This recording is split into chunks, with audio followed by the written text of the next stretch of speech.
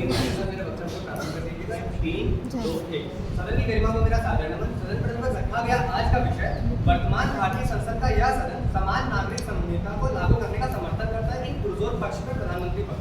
सर्वप्रथम हमें समझने की आवश्यकता है कि हमारा विषय उसमें बात निकल गया है वर्तमान भारतीय संसद की।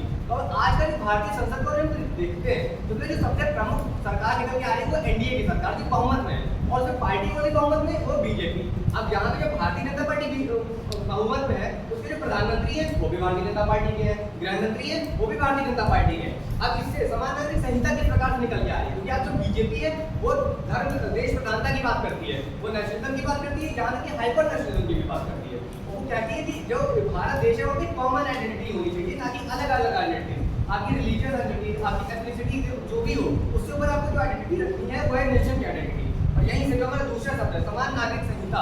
अब समान नागरिक संहिता जिसे अंग्रेजी अनुवाद में यूनिफॉर्म सिविल कोड भी कहते हैं, वह बात करता है ऐसे सिविल लॉ की जो कि सबके लिए बराबर रूप से उपयोगी लाभदायक होगा, जिसमें ना कि धर्म की निरपेक्षता होगी, सभी धर्म बराबर रूप से देखे जाएंगे, चाहे महिला हो चाहे पुरुष हो चाहे कोई भी जाति का व्यक्ति हो, सभी बराबर रूप से आगे जाएंगे, सबके लिए एक बराबर रूप की लॉ रखी जाएगी, बराबर न्यायपालिका रखी जाएगी।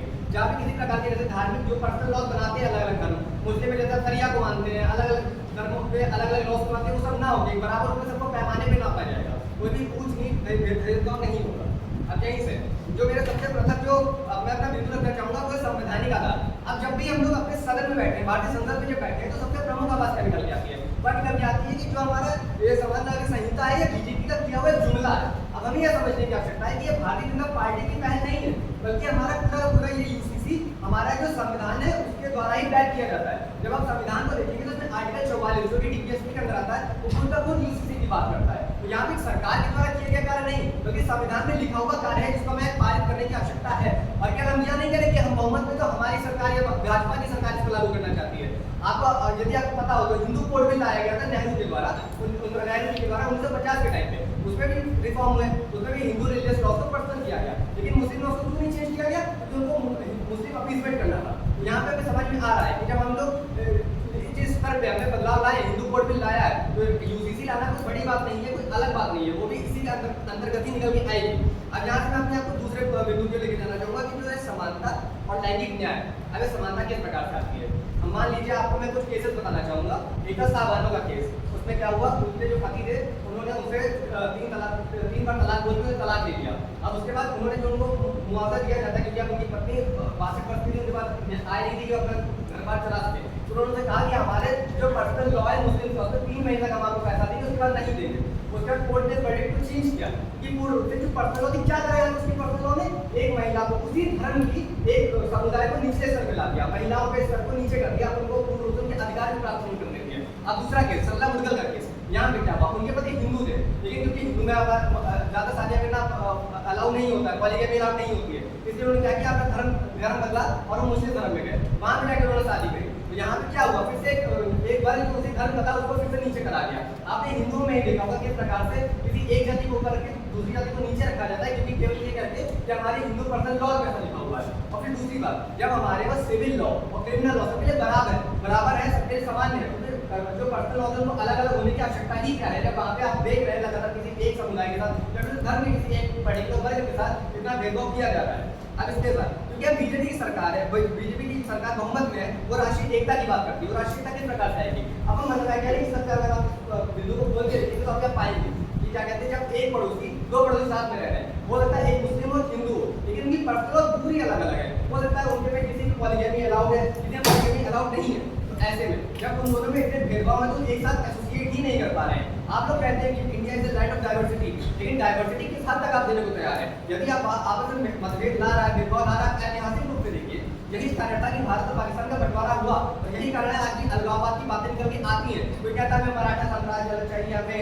तमिलनाडु का साम्राज्य, द्रविड़ साम्राज्य अलग चाहिए, क्यों चाहिए, कितने भेदभाव आपके आज के समय में उत्पन्न होकर नजर आ रहे हैं। इसलिए आ सकता है कि यूनिफॉर्म कोड होना चाहिए जहाँ पे सभी को समान रूप से स्तर पर आता जाए। वैसे ये मतलब नहीं कि हम आपके पर्सनल को चेंज करके अपने धर्म में बदलाव करेंगे, हम बस इतना कर रहे हैं जो भी चीज किसी के लिए ऐसी है जो अनैतिकल या फिर किसी का भेदभाव कर रही है उसको समाप्त करके तो बराबर स्तर पर आगे का प्रयास करना चाहते हैं।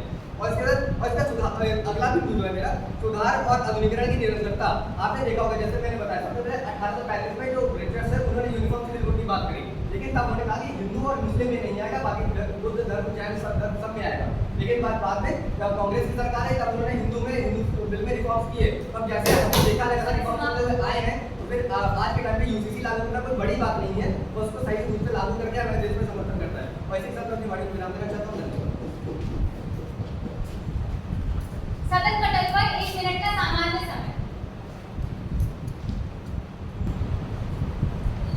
समय समाप्त। सदन पटल पर अपने वक्तव्य हेतु नेता विपक्ष आमंत्रित है। 3-2 की युक्ति गिनती के साथ अब समय शुरू कर दीजिए। सदन की गरिमा को मेरा स्वागत नमन। सदन पटल पे दिए गए आज के विषय पे पूर्णतः विपक्ष में मैं नेता विपक्ष 3, 2, 1। महोदय, जब सर्वप्रथम मैं ये विषय पढ़ता हूँ तो कुछ चीजें जान लेना बहुत ज्यादा आवश्यक है। समान नागरिक संहिता लागू करेंगे, कहाँ लागू करेंगे?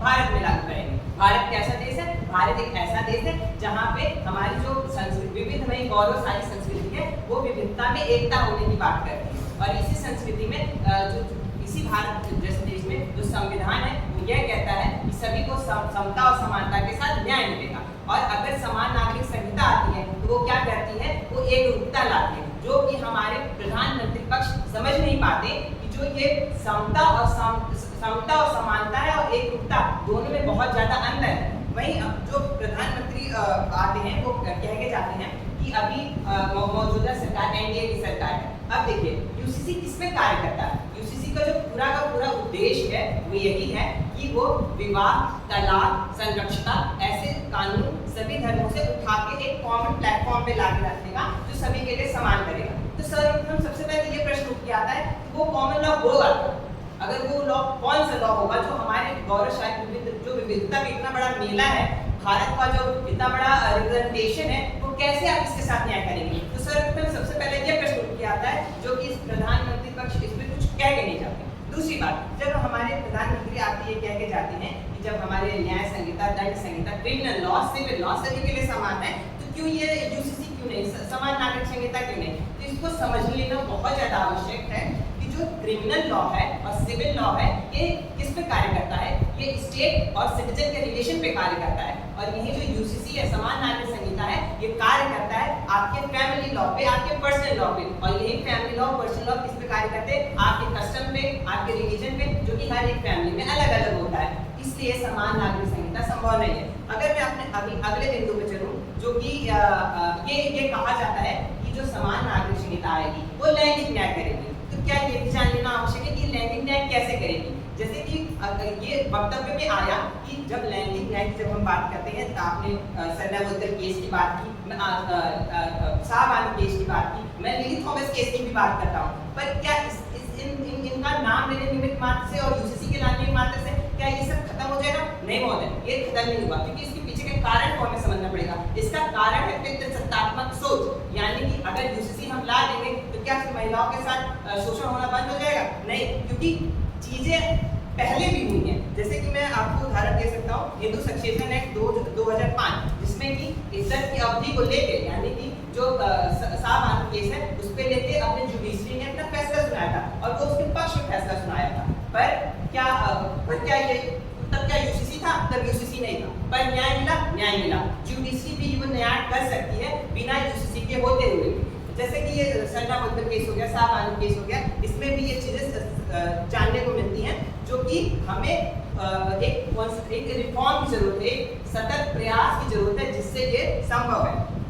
अगर अगले पर्सपेक्टिव पे हम आगे बढ़े तो जो उस समय की स्थिति थी, 1985 की जो स्थिति थी वो ये थी कि जब शाहबानो केस के अगेंस्ट में फैसला आया वो पॉलिटिकल डिसबैलेंस के चलते आया, ना कि यूसीसी के चलते। और जो मैं अपना अंतिम बिंदु जो मैं समाप्त करना चाहूँगा वो ये है कि जैसे कि मनोवैज्ञानिक स्तर पे जब ये बात उठाई विपक्ष ने, प्रधानमंत्री जी ने ये कहा कि जैसे कि एक बहुत ही अच्छा उदाहरण देते हुए ये बताया कि जब एक पड़ोसी है उसमें पॉलीगैमी को लेके एक अलग लॉ है और दूसरे ही घर में पॉलीगैमी को लेके अलग लॉ है, तो इसका तो आप इसमें बायसनेस आ सकती है। मैं बताता हूँ कि बायसनेस कैसे नहीं आएगी और यूसीसी के बिना भी ये चीजें चल सकती हैं बिना किसी डिस्प्यूट के, वो इस तरह से चल सकती हैं। क्योंकि अभी वर्तमान की स्थिति क्या है? वर्तमान की स्थिति 90% जो कानून है हमारे भारत में सभी के लिए समान रूप से सुव्यवस्थित कर दिए गए हैं। आप किसी भी लिंग, जाति आदि कहीं से भी आते हो, सभी के लिए 90% कानून समान है। 10% जो कानून है उसमें अलग अलग प्रावधान है। तो आप देखिए, जब महिला और पुरुष के साथ एक साथ कानून है तो महिला के साथ शोषण हो रहा है। और जैसे कि शाहबानो केस में फिर बोल देना चाहता हूँ, शाहबानो केस में भी यही हुआ। तो हमें ये समझ लेना आवश्यक है कि इसमें यूसीसी की डिमांड नहीं, हमें यहाँ समझना होगा रिफॉर्म्स की जरूरत है। अगर किसी भी नियामक बॉडी में, जैसा कि बोला गया Muslim personal law, Hindu personal law, इन सब पर्सनल लॉ में अगर कोई समस्या है तो आप उसमें चेंज करिए, आप उसके नियामक बॉडी में चेंज करिए, जो कि हम भी उसकी निंदा करते हैं, हम भी ये मानते हैं इसमें चेंज होना चाहिए। इसलिए हम इसकी डिमांड करते हैं और हम ये कहते हैं कि समान नागरिक संहिता के नाम होते हुए भी हमारा देश अपनी प्रगति में बढ़ सकता है। हमें इसकी आवश्यकता नहीं। बहुत बहुत धन्यवाद।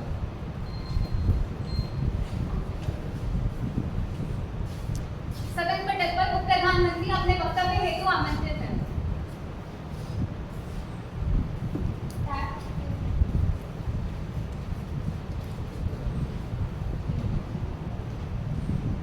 समय शुरू करिएगा। क्या पीछे तक शब्द हूँ? मेरी आवाज पीछे तक आ रही है सबको? सदन की गरिमा को मेरा नमन। मोशन के पूर्णता पक्ष में मैं नेता पक्ष 3, 2, 1। सबसे पहला पॉइंट वहीं से उठाएंगे जहाँ से नेता विपक्ष ने अपना पॉइंट शुरू किया कि संस्कृति पर प्रहार होगा। अगर हम एक यूसीसी लाते हैं, अगर एक समान लॉ लेकर आते हैं, तो लोगों की जो इंडिविजुअल संस्कृति है, लोगों की जो अपनी रिचुअल्स हैं उन पर हानि होगी। उसके लिए हमें समझना होगा भारत कैसा देश है। आप भारत को किसी और देश के समांतर नहीं समझ सकते। जब हम भारत की बात करते हैं तो भारत में जो आइडेंटिटी, जो पहचान सबसे ज़्यादा उभर कर निकल के आती है वो एक भारतीय की होती है हमेशा। क्यों? क्योंकि यहाँ पे धार्मिक पहचान हमेशा एक सेकंड बैक सीट ले लेती है, एक सेकंड प्रायोरिटी ले लेती है। उदाहरण के तौर पर अगर समझे कि एक व्यक्ति, दो लोग अगर भारत में, एक हिंदू एक मुस्लिम एक ही साथ एक ही अलग अलग घरों में अगल बगल रहते हैं और 50 साल से उसी संस्कृति में रह रहे हैं, उसी पर्यावरण में रह रहे हैं, उन्हीं चीज़ों को साथ में झेल रहे हैं। अब वो व्यक्ति, एक हिंदू व्यक्ति ईद में भी जाता है और एक मुसलमान व्यक्ति दिवाली और होली भी मनाता है। अब इस आधार पर जो लोग 50 साल से सेम संस्कृति को शेयर कर रहे हैं, उनको सिर्फ इस आधार पर बांट देंगे कि आप एक घर में 4 शादियाँ कर सकते हो, एक घर में एक शादी कर सकते हैं, एक जगह पॉलीगैमी अलाउड है नहीं है, या कोई भी अलग अलग नियमों को बांटेंगे तो आपकी नेशनलिटी को डायरेक्टली हार्म करेगा। वो आपकी नेशनल आइडेंटिटी को, आपकी राष्ट्रीय पहचान को डायरेक्टली हार्म करेगा। और जब आप मोशन के गोल की बात करते हैं, भारतीय संसद की बात करते हैं, तो मेरे प्रधानमंत्री क्लियर करके जाते हैं कि भारतीय संसद का गोल यही है कि हम सबसे पहले नेशनलिज्म स्थापित करें। किसी भी धर्म जातीय पहचान के पहले राष्ट्रीय पहचान को प्राथमिक पहचान देकर स्थापित कर पाए, इसलिए यूसीसी की आवश्यकता है। अब ये दूसरा पॉइंट कहकर जाते हैं कि हम एक रूपता के पीछे पड़े और समानता की। क्यों महोदय? एक रूपता क्यों आधार नहीं बन सकती समानता की? तो अगर हमने एक देश, एक प्रधान, एक संविधान चुना है तो उसमें भी तो एक रूपता हुई है। क्या उससे किसी के मौलिक अधिकारों का हानि हुआ? क्या अगर जब 565 रियासतों में भारत बटा हुआ था तब हमने एक रूपता को प्रधानता नहीं दी? हाँ, उस एक रूपता से समानता भी दी। तो क्या अगर हर बार हम एक रूपता के पीछे जा रहे हैं तो उसका अर्थ ये नहीं है कि हम समानता को पीछे दौड़ दे रहे हैं, बल्कि हम समानता को अपने साथ लेकर एक रूपता के साथ आगे बढ़ रहे हैं। अगर बात करूँ, ये कहते हैं कि सिविल लॉ क्रिमिनल लॉ एक, अगर आप पर्सनल लॉ, आप बोलते हैं पर्सनल लॉ किस आधार पर बनाएंगे और क्या वो हिंदू लॉ की तरह तो नहीं बन जाएगा? जब हम बात करते हैं कि 1956 में जब हिंदू बिल के ऊपर मॉडिफिकेशन हुए थे, हिंदू लॉ आया था, तब भी बहुत ज़्यादा वर्णों में विरोध था, ब्राह्मण वर्ग का विरोध था कि हम हमारे अधिकार हमसे लिए जा रहे हैं। हिंदू वर्ग का विरोध था, परंतु फिर भी हिंदू कोड बिल लाया गया, विडो की मैरिज लाई गई, चाइल्ड मैरिज को बैन किया गया, तब वो हिंदू संस्कृति के खिलाफ था। जब तब हम वो स्थापित कर पाए थे, जो किसी एक धर्म में प्रधानता में नहीं हुआ, तो आज भी उनको नहीं स्थापित कर पाएंगे। और जब खास करके हम जो यूसीसी ला रहे हैं, उसकी ड्राफ्टिंग और उसके रोल मॉडल में मूलतः हाथ बी आर अम्बेडकर का ही है, जो आज के समय माइनॉरिटी के सबसे बड़े नेता है। अगर हम उन्हीं के मूल विचारों पर, कॉन्स्टिट्यूशन के मूल विचारों पर अपने यूसीसी को ड्राफ्ट करेंगे तो कभी भी किसी धर्म की प्रधानता को नहीं स्थापित करेगा, वो कॉन्स्टिट्यूशनल बेसिस पर स्थापित करेगा, जिसमें लोकतांत्रिक आइडियल्स को हमेशा प्रधानता दी जाएगी, लिबर्टी को, जस्टिस को, इक्वालिटी को, समानता को सबसे पहले प्राथमिकता दी जाएगी, ना कि किसी एक धर्म के विचारों को। बहुत अगली बात ये करते हैं कि एलिमनी, या जो हम जो डिवोर्स के बाद हम वाइफ को पैसा दिया जाता है, स्पाउस को पैसा दिया जाता है, वो उसका मूल कारण पैट्रियार्की है। बिल्कुल हम एग्री करते हैं, उसका मूल कारण पैट्रियार्की है। तो उसको सॉल्व करने के लिए आप क्या कर रहे हैं? आप ये कह रहे हैं कि अलग अलग धर्म, मतलब एक ही मोहल्ले में रहने वाले अलग अलग धर्म के पड़ोसी, उसको सॉल्व करने के लिए अलग अलग तरीका बनाएंगे। एक व्यक्ति अपनी वाइफ को आजीवन एलिमनी देगा, दूसरा व्यक्ति अपनी वाइफ को 3 महीने एलिमनी देगा। इस चीज की सत्ता को आप कैसे सॉल्व करेंगे? अगर सॉल्व होती है तो आप हम नहीं कर जाएंगे। क्योंकि महोदय, जब भी हम ये कहते हैं कि हम किसी एक समस्या को, एक कल्चर की समस्या, कल्चरल प्रॉब्लम को बेहतर सकता है ऐसी प्रॉब्लम को सॉल्व करेंगे। हम उसे पूरे कल्चर में एक एग्जाम्पल सेट करना होता है, एक इक्वल इम्पैक्ट सेट करना होता है। आप एक ही जगह पे अलग अलग नियमों के थ्रू अगर जाएंगे तो कोई भी इम्पैक्ट जमीन पर पहुंच ही नहीं पाएगा। और जो अगली बात कहते हैं कि मनोवैज्ञानिक रूप से, जब हम देखते हैं साइकोलॉजिकल रूप से, मनोवैज्ञानिक रूप से कोई व्यक्ति जब सोचेगा अपने आप को और जब वो देखेगा कि मेरे सेम कल्चर में रहने के बाद, सेम देश में रहने के बाद सिर्फ मेरे धर्म के आधार पर मेरे नियमों को अलग अलग बांटा गया है, मेरे अधिकारों को अलग अलग किया गया है, हमारी जो नेशन की आइडेंटिटी वो डिटैच होने लगेगी, हमारी नेशनल आइडेंटिटी पीछे जाने लगेगी। और उसी का कारण है आज के समय जो अलगाववाद हमें देखने को मिलता है, चाहे वो धार्मिक दंगे हो, चाहे वो अलग अलग प्रांतों से आने वाली आवाज़ें हों जो कहती हैं कि हमें हमारी संस्कृति के अनुसार अपना राज्य दे दीजिए। ये आवाज़ें तभी आती हैं क्योंकि जब हम इतनी ज़्यादा लिबर्टी दे देते हैं पर्सनल लॉज में, वो हमारी कोर आइडेंटिटी, हमारी नेशनल आइडेंटिटी को बैक सीट में डाल देता है और हमारी रिलीजियस आइडेंटिटी को फ्रंट में ले आता है। और अगर हम बात करें कि ये बोलते हैं कि अगर हम सिर्फ कुरीतियाँ हटाना है, अगर हमें सिर्फ खराब कानून हटाने हैं तो क्यों ना हम उन्हीं कानूनों को चेंज कर लें, क्यों हमें यूसीसी लाने की आवश्यकता है। और अगर हम आज की लीगल कानून की स्थिति देखें, हमारा जस्टिस सिस्टम देखें, हमारे पास इतने ज़्यादा पेंडिंग केसेस हैं, इतने ज़्यादा स्पेशल कोर्ट्स ऑलरेडी बना दिए गए हैं कि हमारा सिस्टम ये सही नहीं सकता कि एक ही चीज़ को सॉल्व करने के लिए, एक ही देश के दो नागरिकों को न्याय देने के लिए अगर हम 10 अलग अलग कानूनों का सहायता लेंगे तो जस्टिस कहीं प्राप्त ही नहीं हो पाएगा। इसलिए बेहतर उपाय हमेशा एक होगा कि हम एक समान स्तर पर यूसीसी लाकर कॉन्स्टिट्यूशनल आधार पर सबके लिए समान नियम बनाए जिससे नेशनल आइडेंटिटी हमेशा प्राथमिक होगा। धन्यवाद। सदन पटल पर उपनेता विपक्ष अपने वक्तव्य हेतु आमंत्रित है।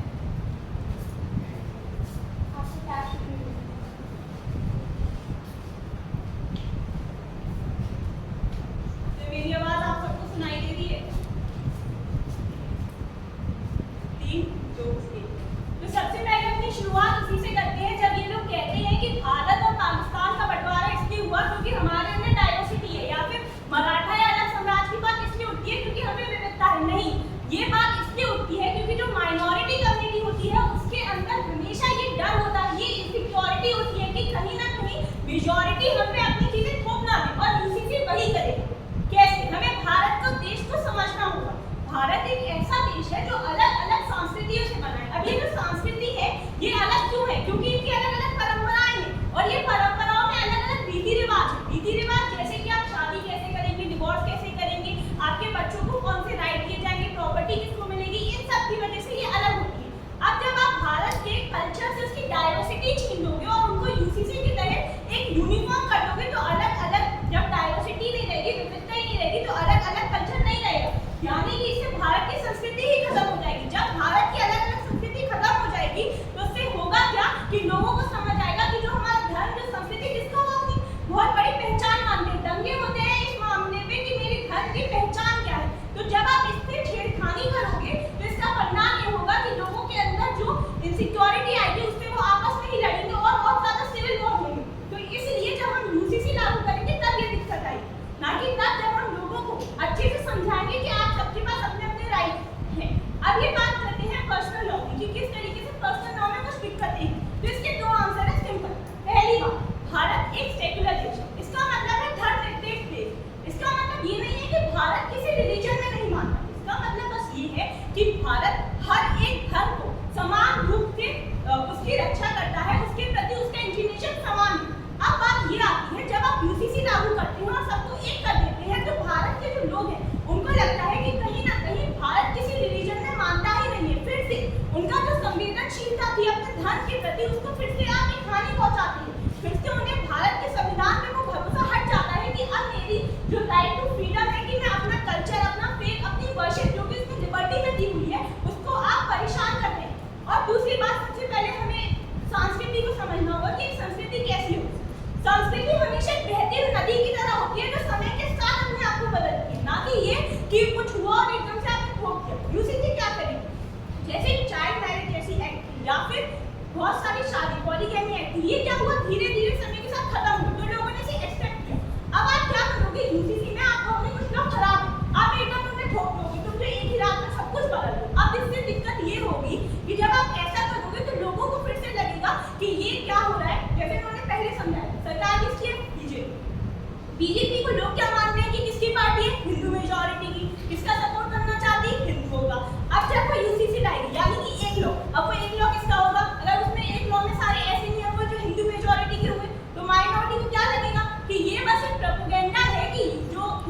लोग हैं वो हम पे दबाए जा रहे हैं और जानबूझ के थोपे जा रहे हैं, तो उनको क्या लगेगा कि ये देश हमें प्रोटेक्ट नहीं करना चाहता। तो जो सारी माइनॉरिटी है उसका इस देश से भरोसा उठ जाएगा और इसके प्रति क्या होगा, आखिर में वही इनसिक्योरिटी आएगी उनके अंदर। उस इनसिक्योरिटी से वो आपस में ही दंगे करेंगे और इस दंगे से आखिर में ये होगा कि इवन टेररिज्म और सिविल वॉर जैसी चीजें और ज्यादा बढ़ जाएंगी। और अभी अगर ये बात करते हैं कि हमारे पास freedom to choose, for example हमारा संविधान हमें एक राइट देता है, ये है स्पेशल मैरिज एक्ट। इसके तहत आप ये कर सकते हैं कि आप शादी किसी भी रिलीजन के अकॉर्डिंग भी कर सकते हैं, बिना किसी रिलीजन के अकॉर्डिंग भी कर सकते हैं, कोर्ट मैरिज कर सकते हैं। आपको अभी चॉइस दी गई है, यानी कि जिस वक्त हमारी सोसाइटी बनी थी उस वक्त हम सबके बीच एक सोशल कॉन्ट्रैक्ट हुआ। वो सोशल कॉन्ट्रैक्ट ये कहता है कि हम लोग सरकार को अपनी कुछ आज़ादी देंगे, लेकिन उसके बदले सरकार हमारे लॉ को प्रोटेक्ट करेगी। और वो कुछ आज़ादी में हमने अपनी पर्सनल आज़ादी नहीं दी थी, क्योंकि अगर हम अपनी सारी आज़ादी सरकार को देंगे तो हम लिबर्टी सबको कैसे एक्सपीरियंस करेंगे। तो सरकार सिर्फ हमारी पॉलिटिकल और लीगल चीज़ों में इंटरफेरेंस कर सकती है, पर्सनल चीज़ों में नहीं। इस पर्सनल चीज़ों को सुधारने के लिए हमारे पास सुप्रीम कोर्ट है। हमारा देश ये कहता है कि अगर कोई भी ऐसा लॉ है जो आपने पर्सनल उसमें बनाया है, यानी कि पर्सनल लॉ के अंदर उसमें कोई भी दिक्कत है, तो हमारे पास प्रॉपर लेजिबल हमारी सुप्रीम कोर्ट की बॉडी है जो प्रॉपर इस लॉ को मॉडिफाई करेगी, जैसे ट्रिपल तलाक का लॉ है या फिर कोई और लॉ है वो मॉडिफाई हुई है। तो इसी तरीके से चीजें चलेंगी और यूसीसी एकदम से लोगों पे थोपना बहुत बड़ा नुकसान देगा हमारे देश को और उसकी सिक्योरिटी को।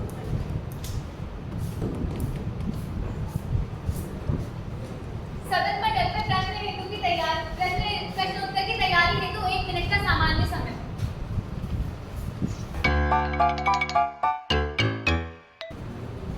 सामान्य समय खत्म हुआ। विपक्ष से अनुरोध है कि वे पक्ष के किसी एक वक्ता को प्रश्नोत्तरी हेतु आमंत्रित करें। प्रधानमंत्री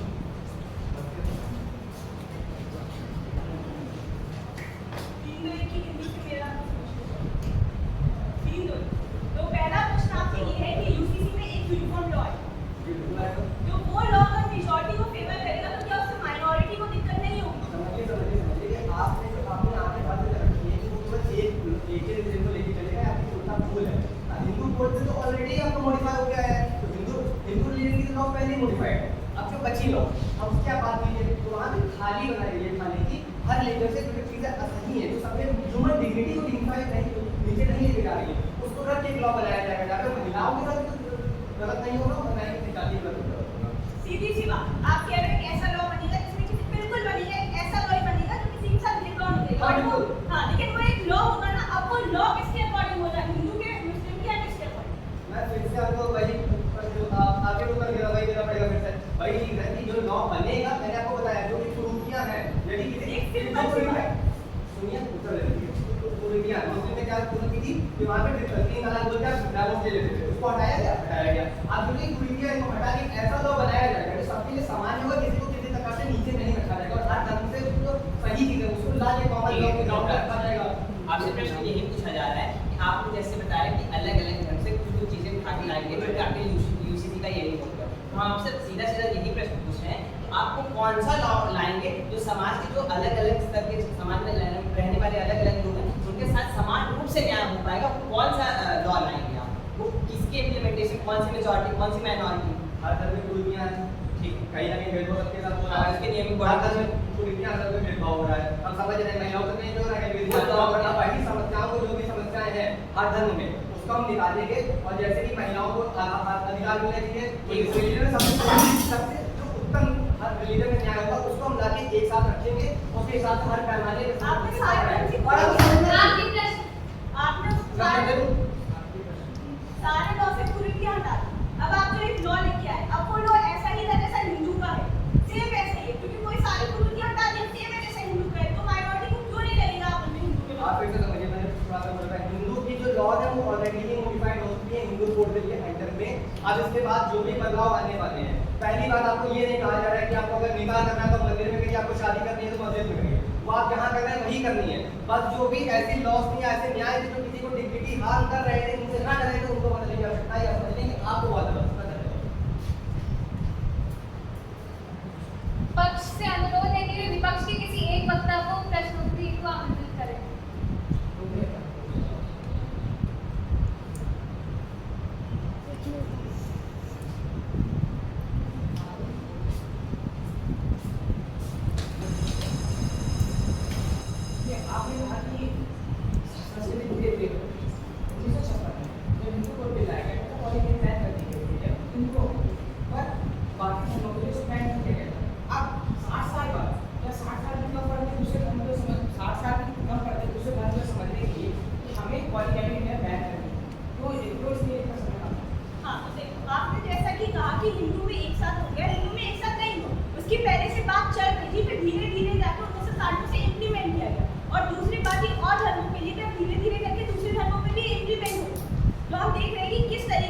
वही बात है कि कल्चर धीरे धीरे बदल रहा है, एकदम से नहीं हो गया।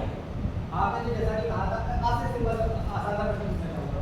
आपके शरीर में कोई बहुत बड़ा रोग है, ठीक है, आप मान लीजिए बहुत बड़ा रोग है, आपको उसको सही कराना है। अब आपको कोई डॉक्टर ने दो विकल्प दिए, या तो सर्जरी करा के पूरा उसको तुरंत ही सही करा लीजिए, या तो आप पेन किलर खा लीजिए जीवन पर्यंत, और एक समय ऐसा है वो रोग इतना बड़ा हो जाएगा जो आपके जीवन जीने के लिए आपकी क्षमता नहीं बचेगी। तो आप सर्जरी कराएंगे कि पेन किलर खाते रहेंगे? देखिए, मैं जो भी कराऊंगी पहले मैं देखूंगी सर्जरी की सक्सेस रेट कितनी है। अगर उस सर्जरी कराने से मेरी एकदम से मौत हो गई, या फिर सर्जरी में बहुत ज़्यादा ऐसा फाइनेंशियल उसकी बहुत ज़्यादा प्रॉब्लम है मुझे, या फिर सब कुछ देखने के बाद ये ठीक है, लेकिन तब तक जब तक सर्जरी का आपको कुछ नहीं पता, पेन किलर खाते रहेंगे, अपने आपको पीड़ा देती रहेगी। हाँ कि ना, पीड़ा आप पेन किलर खा रहे हैं, तो हो ही रहा है, आपका रोग तो सही नहीं हुआ, मतलब आप अपने आप को मैं सर्जरी की तरफ से जब जाऊंगी तो मैं सर्जरी को अच्छे से जांच लूंगी, ऐसे नहीं कि तब तक तो पीड़ा सहेंगी। हाँ तब तक मैं पेन किलर से काम चलाऊंगी। मतलब आप पीड़ा को रहने देंगी कि नहीं रहने देंगी, जितना मुझे पता मैं है। पीड़ा को रहने नहीं दूंगी, मैं उसका इलाज करूंगी, मैं पेन किलर खा रही हूँ, उससे मैं कुछ बेटर हूँ। कुछ बेटर होगी, लेकिन पूर्णता सही नहीं होगी ना, तो पूर्णता सही किसी भी होगी पूर्णता पूर्णता सही सही होने का मतलब ये है, नहीं होगी, है कि सर्जरी करा। पूर्णता सही होगी कि नहीं होगी? नहीं होगी। तो यही चीज है आज का जो हमारा आज की जो समस्याएं हैं, यदि आप उसमें छोटे-छोटे कभी हिंदू में रिफॉर्म कर रहे हैं, कभी मुस्लिम में रिफॉर्म कर रहे या हैं, मुझे सवाल पूछ रहे हैं, कंफ्यूजन बता। आप यदि हिंदू में रिफॉर्म कर रहे हैं, मुस्लिम में रिफॉर्म कर रहे हैं, फिर ऐसा करते करते जो महिलाओं का पीड़न हो रहा है वो तो 60, 70, 80 अगले साल तक चलता ही रहेगा। यही मेरा कहने का क्यों चलेगा? सुप्रीम कोर्ट किस केस? सुप्रीम कोर्ट ये कहता है कि पर्सनल लॉ में जो भी प्रॉब्लम है, जो भी दिक्कत है, उसकी सीधी सर्जरी कर देते हैं, उनको हटा देते हैं। ये नहीं कह रहा वो कि उसको हम पेन किलर देके धीरे-धीरे चलाएंगे। वो बस ये कह रहा है कि सही चीजें उनको रखो।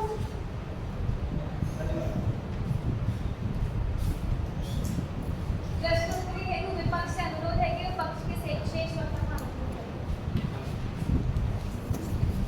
मेरा प्रश्न ये है कि अभी आप बार-बार वुमेन्स की चॉइसेस की बात कर रहे हैं। मान लीजिए अभी हर एक वुमेन के पास राइट है, जो पर्सनल लॉ के तहत किसी रिलीजियस तरीके से शादी करना चाहती है, या फिर स्पेशल मैरिज कोड के तहत किसी भी रिलीजियस के उससे भी मैरिज नहीं करना चाहती। अभी उसके पास चॉइस, बाद में से आप मान दे रहे हो कि सिर्फ यूसीसी के तहत है, तो आप उसकी फ्रीडम नहीं छीन रहे। और यार हमें ये समझना जरूरी है कि किन चीज़ों को बांधने से हम उसकी फ्रीडम बांध रहे हैं और किन चीज़ों को रोकने से हम वाकई में तो सत्ता के खिलाफ हमला कर रहे हैं। अगर हम ये बोल रहे हैं कि आपके कोई रिचुअल्स है, आप हवन में जाना चाहते हैं, किसी भी कोई भी आपके रिलीजियस रिचुअल्स है, हमें उससे कोई समस्या नहीं, जब तक वो रिचुअल समाज को हानि नहीं पहुंचा रहे हैं। हाँ, तो वही तो हम भी कह रहे हैं कि सुप्रीम कोर्ट बस बोल रहे हैं, अगर उससे लगे कि कोई ऐसी चीज है जो गलत है, बस उसको चेंज कर दे, बाकी उनके रिचुअल्स रहने दें। अब हो गया, सुप्रीम कोर्ट का काम कभी भी कानून बनाना नहीं होता। सुप्रीम कोर्ट का काम ये होता है कि कोई जस्टिस कहीं भी इनजस्टिस हुआ है तो आपको जस्टिस प्रोवाइड कर पाए। अगर हम ये सारे कानूनों के बदलाव को सुप्रीम कोर्ट को दे देंगे तो बाकी जस्टिस इतना लीगल बर्डन बढ़ जाएगा कि सिस्टम काम ही नहीं कर पाएगा। इसलिए हमारी जरूरी है एक कि प्रश्न का उत्तर प्राप्त। एक मेरा प्रश्न के उत्तर ये दीजिए, आपने बोला समान नागरिक संहिता आएगी, आपने बोला उसमें आप माइनॉरिटी की राइट्स को देखेंगे। आदिवासी माइनॉरिटी में आते हैं, उनका अलग कल्चर है, आप कैसे उनके साथ न्याय करेंगे जो उनके कल्चर में बहुपत्नी विवाह का कल्चर आज भी है। समान नागरिक संहिता लाते हुए आप उनके साथ कैसे न्याय करना है? हमने हमारे समान हमने तो ये बताया तो हमारा यूसीसी होगा, उसमें कॉन्स्टिट्यूशनल चीज़ों को सबसे पहला बेसिस दिया जाएगा। आज जो फंडामेंटल राइट्स हमें मिले हैं वो अंडमान निकोबार की सेंट्रलीज लोगों को पूरा लागू नहीं वो होते, हम भी क्योंकि कह रहे हैं, उनका कल्चर अलग है। फंडामेंटल राइट्स उसमें कुछ एक्सेप्शन देंगे। फंडामेंटल राइट्स फोर्सेबल है और डीपीएसपी एंड फोर्सेबल है। अब फंडामेंटल राइट्स फोर्सेबल है, फिर भी उन फंडामेंटल राइट्स को अभी भी अंडमान निकोबार के उस राइट तक नहीं फोर्स किया गया है जिनकी सभ्यता हमारी सभ्यता से अलग है। कुछ एक्सेप्शन हमेशा हर नियम में बनाए जाते हैं उस जगह की डाइवर्सिटी को देखकर, और उस एक्सेप्शन के तहत आप पूरे देश के जनता को कंपेयर नहीं कर सकते।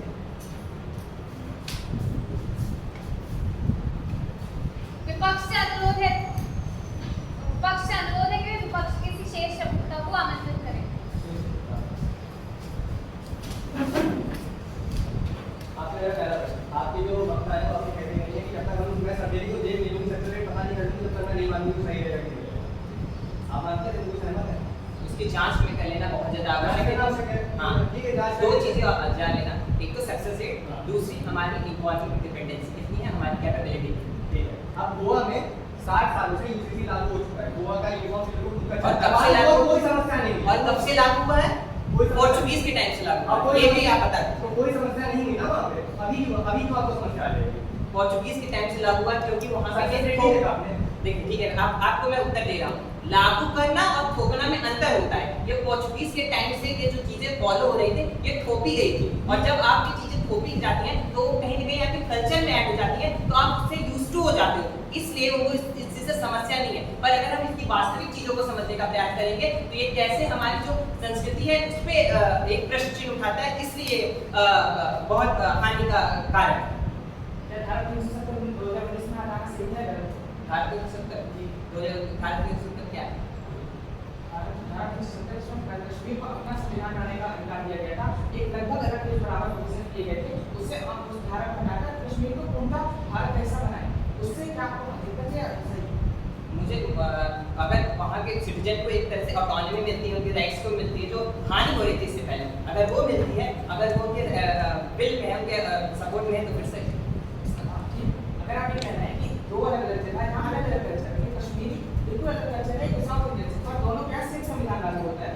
जब हम सेम संविधान के अंदर एक बेहतर देश चला पा रहे हैं, तो क्यों हमें पर्सनल लॉज अलग करने चाहिए, जबकि वही पर्सनल लॉज अंततः पॉलिटिकल लॉज को इम्पैक्ट करते हैं? इसका उत्तर मैं दे देता हूँ, क्योंकि ये दोनों अलग अलग कल्चर होते हुए भी एक जब समान स्तर पे आते हैं, वो है संविधान। और संविधान क्या कहता है कि आप अलग अलग कल्चर से होते हुए भी आप आइए, क्योंकि हम आपको कल्चर प्रिजर्वेशन का कल्चर प्रिजर्वेशन देते हैं, यानी कि आपके कल्चर को हम प्रोटेक्ट करेंगे।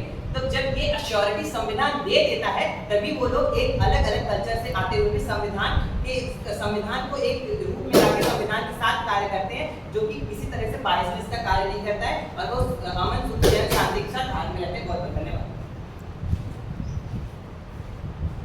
सदन पटल पर प्रत्युत्तरी भाषण के हेतु 1 मिनट का सामान्य समय।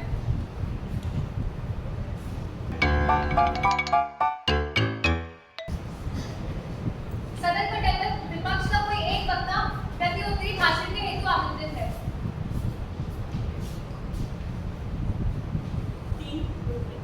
तो हम ये प्रतियोगिता इसलिए जीत रहे हैं क्योंकि हमारा विपक्ष कहीं भी ये आके नहीं बता पाया कि किस तरीके से वो माइनॉरिटीज की राइट की रक्षा करेगा, किस तरीके से जिस वक्त लोगों को ये लग रहा होगा कि हम पे कोई एक धर्म जबरदस्ती थोपा जा रहा है, किस वक्त वो लोगों को ये समझा पाएंगे, जहाँ लोग आज भी धर्म के प्रति इतने संवेदनशील हैं, वहाँ उन्हें ये समझा पाएंगे कि यूसीसी से आपका कल्चर खत्म नहीं हो रहा है। तो ये सबके उत्तर कहीं भी पक्ष देंगे नहीं।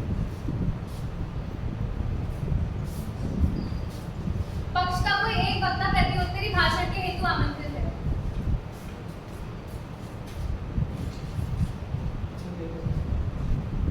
सदन को मेरा अंतिम नमन। 3, 2, 1। सर्वप्रथम हमें समझना होगा कि हम जिन प्रश्नों को उठाकर जाते हैं कि भारत में किस प्रकार से नेशनल आइडेंटिटी ज़्यादा मैटर करती है अपने रिलीजन आइडेंटिटी से, उसका कोई भी काउंटर इनकी तरफ से नहीं आता है कि कैसे भारत में रिलीजन आइडेंटिटी ज़्यादा मैटर कर रही है, क्यों पर्सनल लॉज पे यूसीसी में ट्रांसफर करने में दिक्कत आएगी, कोई काउंटर नहीं आता है। जब हम कहते हैं कि देश में एक संविधान बनाया गया अलग अलग कल्चर के बावजूद, तो उसके अब उसके बाद पर्सनल लॉज बनाने में क्या समस्या आएगी, इसमें कोई उत्तर देकर नहीं जाते हैं। जब हम ये पूछते हैं कि एल्युमनी को हम भी मानते हैं कि पैट्रियार्कल इशू है और उसको सॉल्व करने के लिए एक समान समाधान होना चाहिए, अलग अलग समाधान नहीं होने चाहिए, उसके में कोई काउंटर नहीं आता है कि अंत में जाते जाते हमारी बात मानते हैं यूसीसी देश के लिए आवश्यक है और यूसीसी के बिना देश